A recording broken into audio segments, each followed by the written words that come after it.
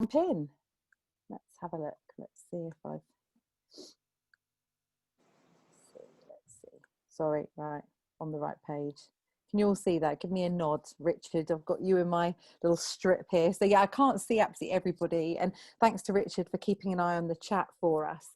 The way that I would say that I think it would be good to run today is that any questions you have, put them in the chat, or if you want to take yourself off mute and just ask a question at any time, please do.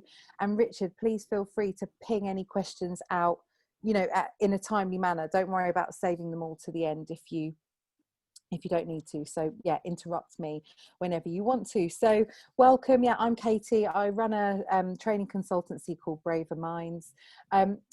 And I'm a member of Mental Health First Aid England, which, you know, I'm really, really proud and pleased to be. We're having a really difficult year, all of us, you know, there's no getting away from that. And so, you know, we all know how important it is to be talking about mental health and making sure that we're doing what we need to be doing for our teams.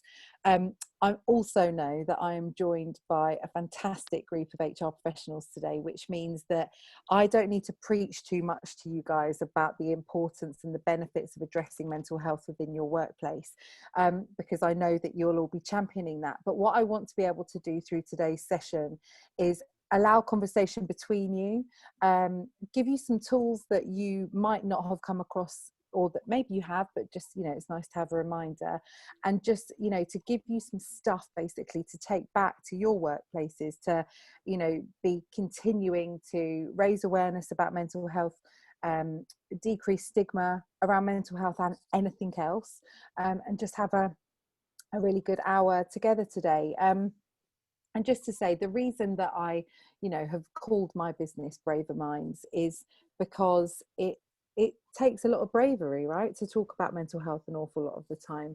Whether that's somebody themselves who's living with a particular mental health condition, they have to be brave all day, every day, you know, in sort of, you know, going about what they're doing. Whether that's for somebody that, you know, realizes that something's going on for someone else and takes that brave step to ask them if they're okay and begin to support them.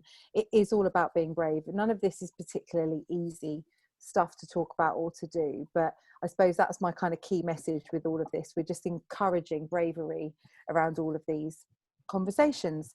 So our agenda today, we're going to be thinking about policies and procedures from an HR perspective, and about how we can make sure they are as mental health aware as possible. We're going to think about downing tools and how important that is to do, you know, on a daily, weekly, monthly basis, and how we need to get our head around this new way of working and what it means for downing tools in 2020. We're going to talk about raising mental health awareness within your organisations, and I know that that is going to be a continuing to do so, because I know that there's loads and loads of great stuff going on. But if there's anything I can give you to keep cracking on with that, that'd be great. And finally, we're going to look at how we decrease stigma, as I said, around mental health, but also just in general, because stigma is a risk factor for mental health in the first place. So it's this kind of double-edged sword, you know, stigma can cause mental health conditions and mental health conditions can cause stigma. So we need to look at how we try and decrease that all the time, which I know is a big HR point here when we're looking at diversity and inclusion. So let's kick off with just having a bit of a group discussion, if that's okay. Please feel free to join in either verbally or on the chat on why mental health is so important. I've put 4 statistics here up on the screen: 1 in 4, 70 million, 90% and 94%. And I just really want to throw it over to you guys to say, what do you think these statistics might relate to, and what, you know, what they represent as to why mental health is so important? What might they signify? It's 1 in 4. 1 in 4 people suffer with mental health. Absolutely, yeah, absolutely. Well done, Hannah. Thank you. 1 in 4 is the number of, you know, is 1 in 4 people in our adult population in our country at some point in their life will develop a diagnosable mental health condition. So they would meet the criteria of having a mental health condition and, you know, requiring the support that comes with that. Now, we can't talk about any of this in isolation without talking about 2020 and what it's doing to all of us. The stress, the strain, whether that's financially, whether that's emotionally, it's putting us all under is huge. The emerging picture, because it's hard for us to know this at the moment, but looks like that figure is going to get blown out of the water this year.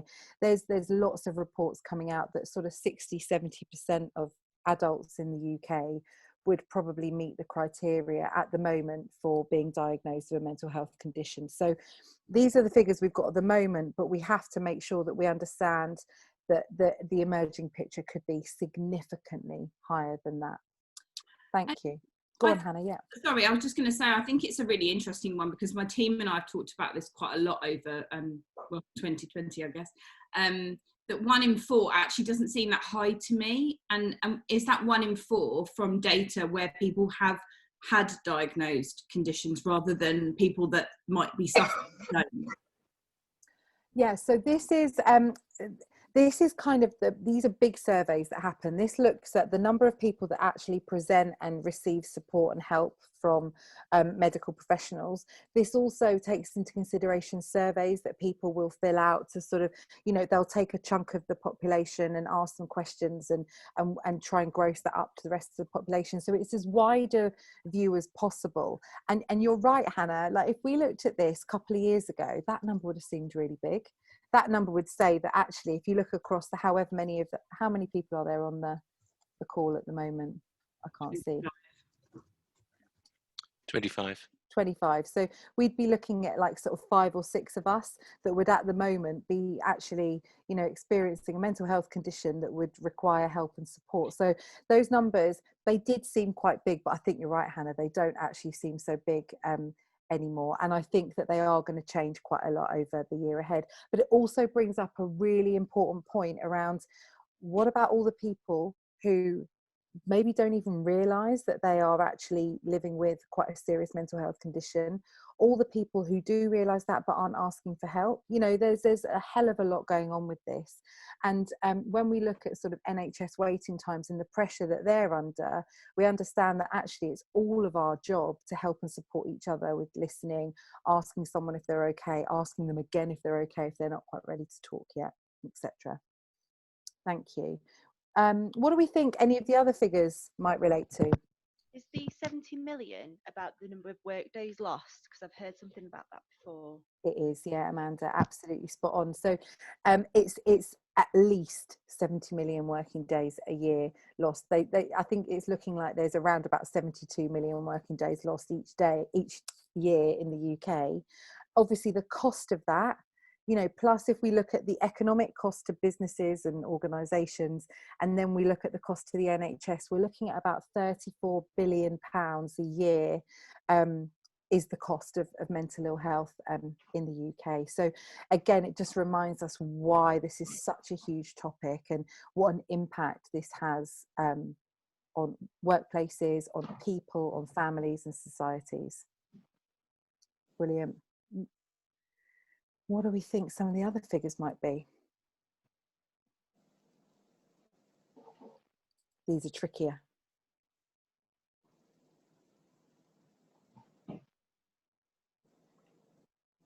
Okay, so I will fill in the next one, and then you might want to have a stab at at number 4.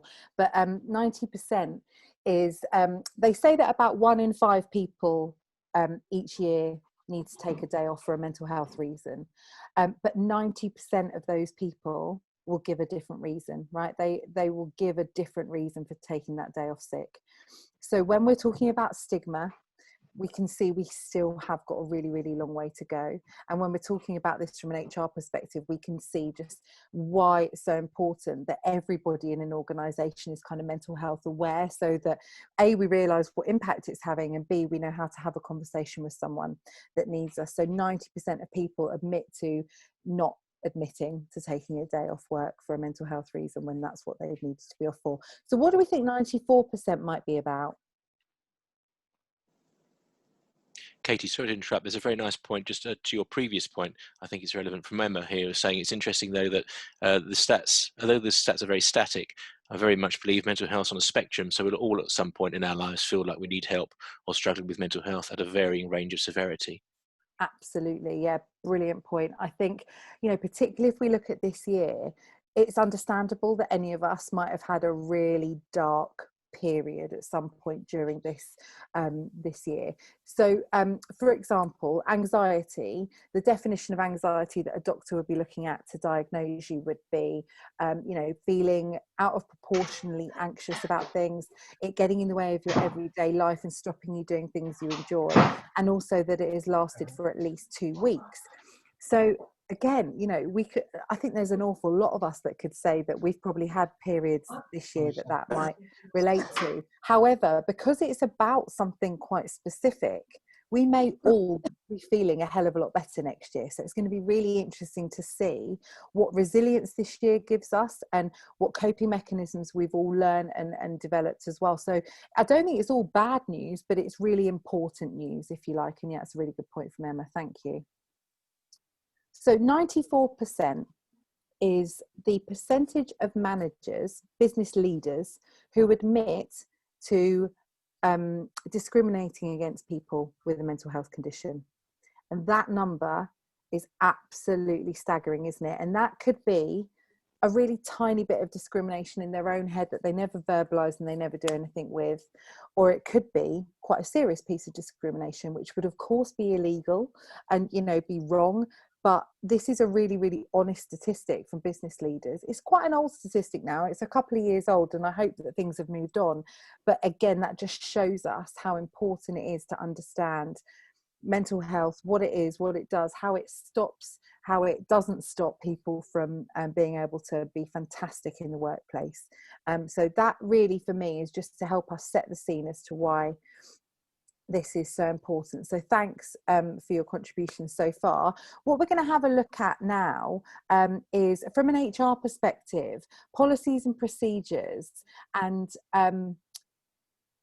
just giving us all a chance to share some ideas in smaller groups. I'm going to put you into breakout rooms in a minute. Let's look now at downing tools. I know we've sort of talked about this a little bit, but it's quite a simple point really for us to talk about here. And you'll have all seen this quote. I'm sure it's done the rounds on LinkedIn like an absolute million times, I know. But there's this whole thing here, and I think when we're thinking about flexible working in 2020, and you know, and the HR role and responsibility in kind of working patterns and things like that, there's this whole thing, whether this is for you or whether this is for the organisation that you work with, if you don't make time for your wellness, you'll be forced to make time for your illness. And the aim that we're all kind of trying to do is build these great places to work, right? Making sure that we're building somewhere that people feel well, feel supported, so therefore they perform really highly, and it's just, you get less churn. There's all of these things that are really beneficial to having a fantastically happy,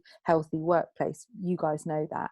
So I just sort of wanted to make a couple of points really around this whole downing tools piece, when the lines have got as blurry as they have for us, particularly this year. It was coming anyway, wasn't it? But it's just been sped up quite a lot.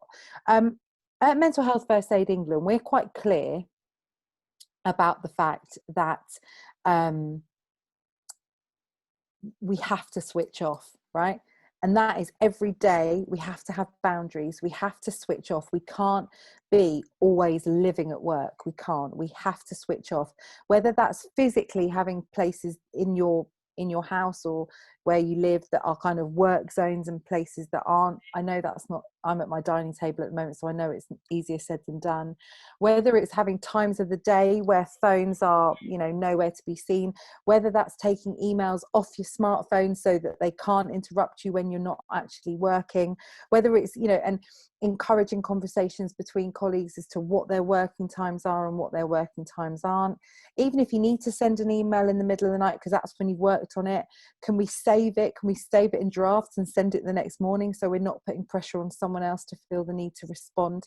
There's so much to this, but downing tools, I can't really be clear enough that it is essential. We have to down tools every single day, several times a day. And when we're on holiday, and we might not be going anywhere, I get that, but when we are on holiday, that we are on holiday. And so good handovers are essential, whatever it takes for you to be able to switch off properly for a few days or a couple of weeks, whatever it is with regards to holiday, is such a key message that we can't forget in this flexible working scenario that we're all in, that we have to have good boundaries. We need to set the example with that, and we need to encourage other people to do so. Now, it's going to be different within all of your workplaces, I get that, but it's just such an important, clear message. And the thing that we need to be thinking about here is making time for wellness. So whether that is encouraging people every day to do that, physical exercise that we're all still allowed to take in lockdown, whether it's putting on yoga classes, whether it's putting on quizzes, whether it's encouraging people to have a competition of who can get the most steps in a day, whatever it is, there's got to be, this encouragement for people to take time for their wellness every single day. On a Monday, me and my husband, we both work at home and both of the kids are elsewhere. Son's at school, daughter's at nursery, and we go for a walk every Monday lunchtime together with the dog, just the two of us. It's just the best hour ever, and it's so important. So my questions to you, really, for you to have a ponder now and to take away, are: what do you love doing? Yeah, what truly are your passions? For me, it's walking the dog and it's stories. So I'm never happier than when I get to go and take the dog for a walk on my own and put an audio book on whilst I'm out on that walk. That really helps me so much in just sort of centering myself and wherever I am at the moment. So just encouraging you, what do you love? What are your passions? And how can you make sure that they get fit in every single day? Can we encourage people to block times out of their diary day to day? So just thinking about that, downing tools, it is absolutely crucial. These kind of happiness hours, this self-care, it's not a luxury, it is truly important, to making sure that we're as good as we can be and that everyone else in our organization is the same. We need to think of it as sharpening our axe. Yeah, we're a hell of a lot more effective later on in the day if we've had some of that good time. There is always time, and if there's not, we need a big reassessment. Any questions or thoughts on that before we move on? Okay, so raising mental health awareness in your workplace. There's been loads of talk already today, whether it's been within your groups or as a whole, that there is loads of good stuff going on. And Richard and I talked about this before today's session. We know that the kind of journey to mental health awareness is happening in pretty much every organisation on this call today. However, there are always things that we can be doing more of. And if you haven't come across this My Whole Self campaign yet on Mental Health First Aid England, it's a really good one. And whilst you're all in your breakout rooms, Richard and I were talking about this as well. I know that there is some thoughts and there is some dispute around this, encouraging people to be themselves at work, right?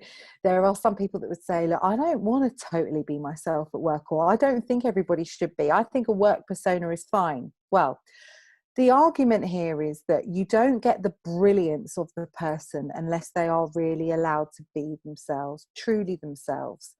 And if you think that there's any kind of room for a bit more of this within your organisations, if you think it would boost performance, morale, etc., then there's loads of stuff on the Mental Health First Aid England website, and I'll send that through to you along with the slides after our session. One of the things to think about, and think this might not work for you guys, but it's just a little idea and it's an example of the kind of things that you can do, is there's this My Whole Selfie. All right, so this is the chairman of Mental Health First Aid England. This is his selfie, and there's a guide on the website. I'll send it all through, but you can do this selfie and you can fill it in with who you are, what are your passions, who are you, what's really important about yourself, what makes you who you are, and get it out there and share it with your workplace, with your LinkedIn community, whatever. But it's a really cool thing to do. And, if particularly if the most senior people in the organisation are doing it, then it's pretty exciting. just conscious of time, so this is the last piece that we need to look at, so bear with me, and then I'm happy to hang on for a bit if anybody wants to ask any further questions.